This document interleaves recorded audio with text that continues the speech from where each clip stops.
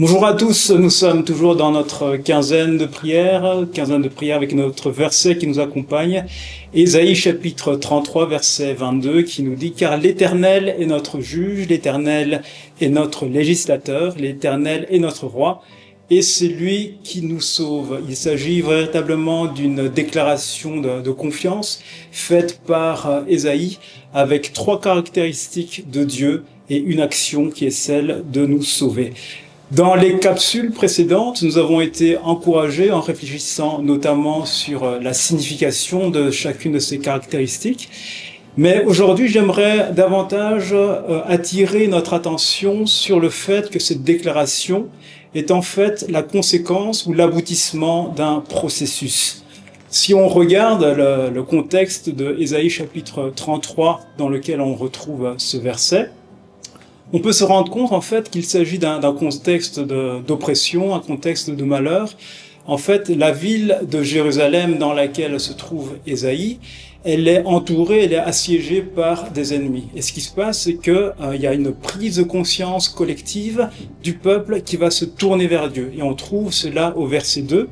Le verset 2 nous dit « Éternel, aie pitié de nous, nous espérons en toi. Sois notre aide chaque matin et notre délivrance au temps de la détresse. » Il y a donc véritablement un appel qui est fait à Dieu, un cri qui est adressé à Dieu, mais également cette expression de l'espérance qui est faite envers Dieu.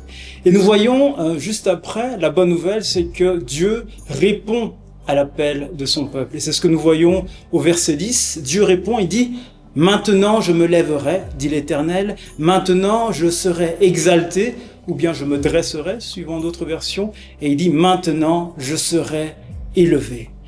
Et ce verset 10 est véritablement le point de basculement de ce chapitre 33, parce que si on regarde avant le verset 10, il est question de pleurs, il est question de détresse, il est question de confusion.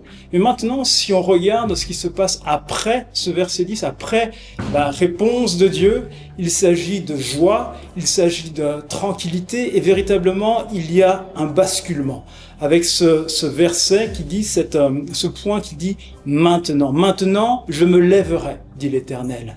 Maintenant je serai exalté et maintenant je serai élevé. » Et ce que nous pouvons dès lors comprendre, c'est que nous pouvons déduire de cela, c'est que il y a véritablement ce maintenant. Maintenant où l'Éternel qui est juge, il se lève. Maintenant où l'Éternel qui est législateur, il est exalté. Il y a ce maintenant où ce roi est élevé. De la même manière où on parlait de trois caractéristiques de Dieu, de la même manière, Ésaïe va parler à trois reprises de ce maintenant, un Dieu qui se lève.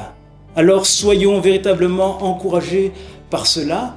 Et si nous nous trouvons dans un temps d'oppression, un temps de malheur, l'action à prendre, à l'exemple du peuple de Jérusalem, l'action à prendre, c'est véritablement de crier à Dieu, d'appeler à Dieu, mais également de lui exprimer notre confiance dans le fait que notre espérance est véritablement en Dieu. Et soyons en tout cas rassurés que Dieu va répondre. Dieu va répondre alors qu'il dit « Maintenant, je me lève ».